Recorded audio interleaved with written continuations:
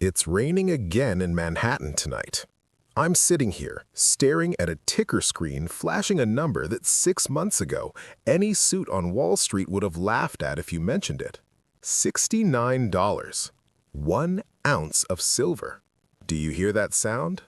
That isn't the closing bell of a trading session. That is the sound of a system shattering, a system that has kept this world in a chokehold for half a century. That is the scream of the shorts being burned alive in the very fire they started. They call gold the metal of kings. They call silver the metal of the destitute. Poor man's gold, a name meant to belittle, isn't it? But mark my words, when the destitute rise, the thrones of kings crumble.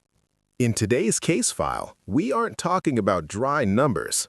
We are talking about a homicide. The victim is trust in the dollar, and the weapon left at the crime scene is the cold, hard silver bars held in the hands of ordinary people. Why did silver hit this insane price? Who orchestrated this? And most importantly, why is this only the beginning of a global financial earthquake? Subscribe now before the truth is buried again by the fake gold-plated lies of the system. To understand why silver leaped to $69, we have to look at the crime scene in the Palace of Gold. Look at gold, the most precious metal, the ultimate symbol of power. For the last 2 years, central banks, from China to Russia, from India to Turkey, have been hoarding gold at the most frantic pace since World War II. The gold price shattered peak after peak, $3,000, $3,500. The kings are afraid. They know the paper money they print is losing its soul. They are seeking shelter. But what about you, the people listening to my voice? Do you have $3,000 to trade for 1 tiny ounce of gold? For the vast majority, the answer is no.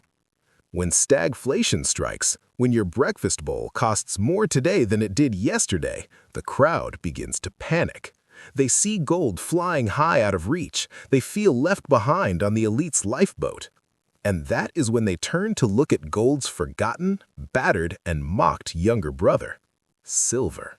For decades, silver was nailed to the floor at $20, $25, a ridiculous price if you look at its geological scarcity. But that cheap price was exactly the fuel for this rebellion. When the masses realized they couldn't buy gold, they flooded into silver, not millions, but billions of people, from retirees in the US to farmers in India. They bought every single silver coin, every 1 kilogram bar they could find. When poor man's gold became the final bunker for the middle class, a massive tidal wave of money crashed into a market that was already tiny. Imagine the silver market as a small glass of water, and the whole world is trying to pour a massive bucket into it. The water has to spill. The glass has to break. The $69 price isn't a market coincidence. It is the crowd's rebellion against being stripped of their ability to protect their wealth. But wait, if that was all, the price would only rise slowly. Why did it launch like a rocket?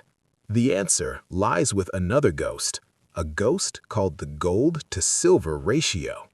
In the world of financial investigation, we have something called the lying index.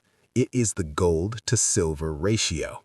For thousands of years of history, from the Romans to the Chinese emperors, this ratio was usually 15-to-1, meaning 15 ounces of silver could buy 1 ounce of gold. Why? Because that is the ratio Mother Nature set in the ground. For every ounce of gold mined, we find about 15 ounces of silver. But look at recent years. This ratio was pushed to 80-to-1, at one point even 100-to-1. Do you see the absurdity? Silver is many times rarer than the price they assigned it to. The system intentionally suppressed silver to turn it into industrial trash rather than a currency. Why did they do it? Because if silver rises, it acts as a fire alarm for the collapse of the dollar. Silver is the death knell of the paper money system. They had to silence the bell so everyone would stay asleep in their illusions. But a spring compressed for too long eventually loses its elasticity.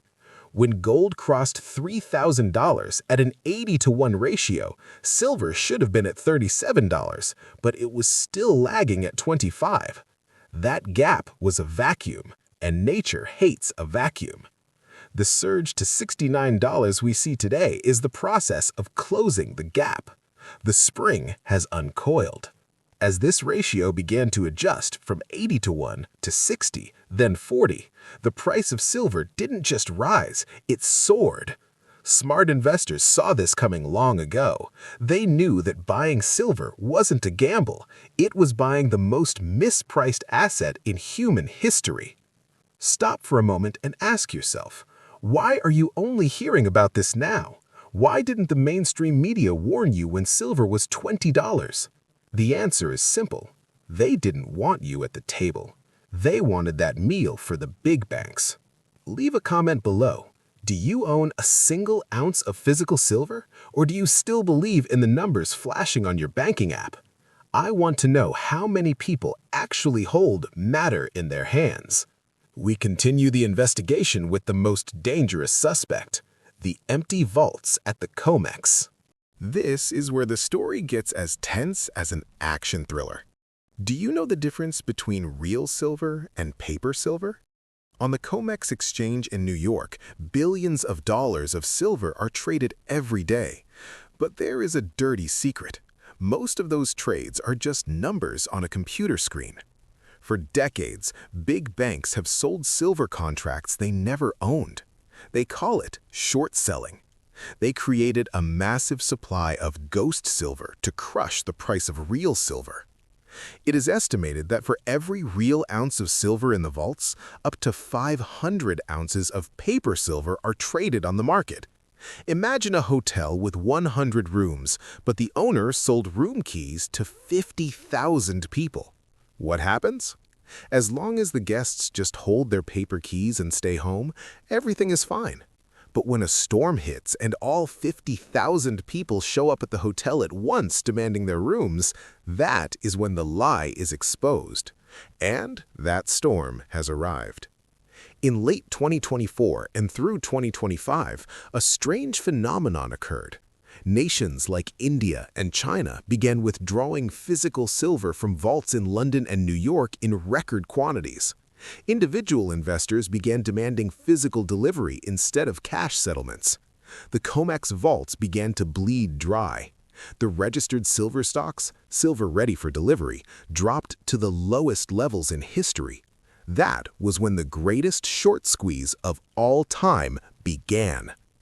The banks that had shorted silver at $25 now faced a horrific reality. They had to buy real silver to deliver to their customers.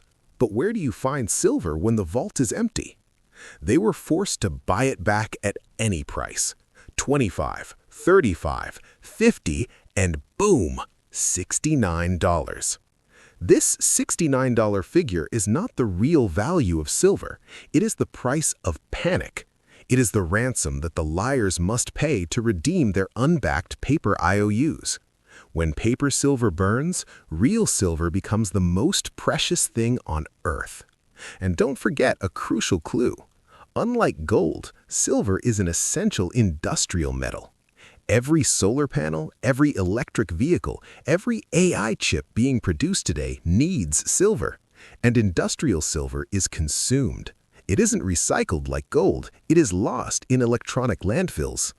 We are consuming silver faster than we are digging it up.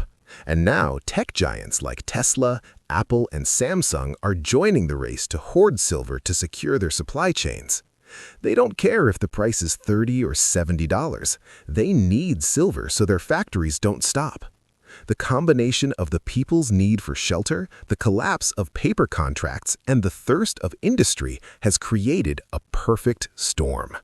Ladies and gentlemen, Case File 69 is nearing its end, but the sentence for the financial system has only just begun to be served. Silver at $69 is a declaration. It declares that Wall Street's manipulation has failed. It declares that the power of paper money is fading. Many people ask me, should I buy silver at $69? Is it too high? Let me ask you a question in return. What are you measuring the price of silver with?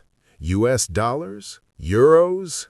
If your ruler is shrinking every day because of inflation, the numbers on that ruler don't mean much. In 1980, silver touched $50. If you calculate for real inflation today, that number is equivalent to over $200. So is $69 high or low?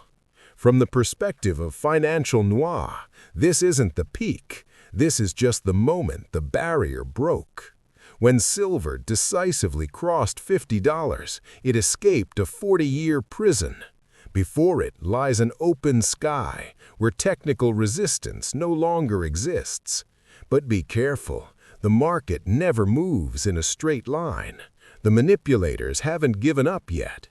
They will have their final attacks, their desperate attempts to dump the price, to shake the weak hands out of the game. They will call this a bubble. They will advise you to sell and go back to stocks or bonds. That is when you need to keep a cold head.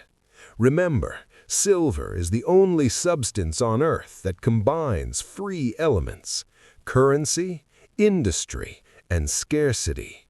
Gold may be the king, but silver is the dark knight. It always appears in the darkest hours of the economy to protect the ordinary people. If you are holding a real silver coin in your hand, feel its weight. That is the weight of 5,000 years of history. It is the only thing that cannot be printed, cannot be hacked, and cannot be erased with a single button. The file on $69 silver is temporarily closed, but the investigation into the collapse of the monetary system continues. In the next case file, I will lead you into an even darker den, a place where national debt numbers are ticking like a time bomb that no one dares to mention.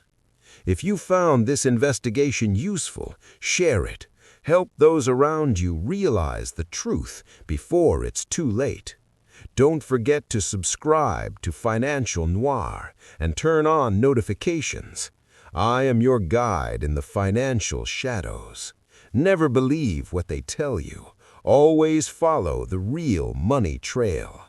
Goodbye, and keep your assets safe.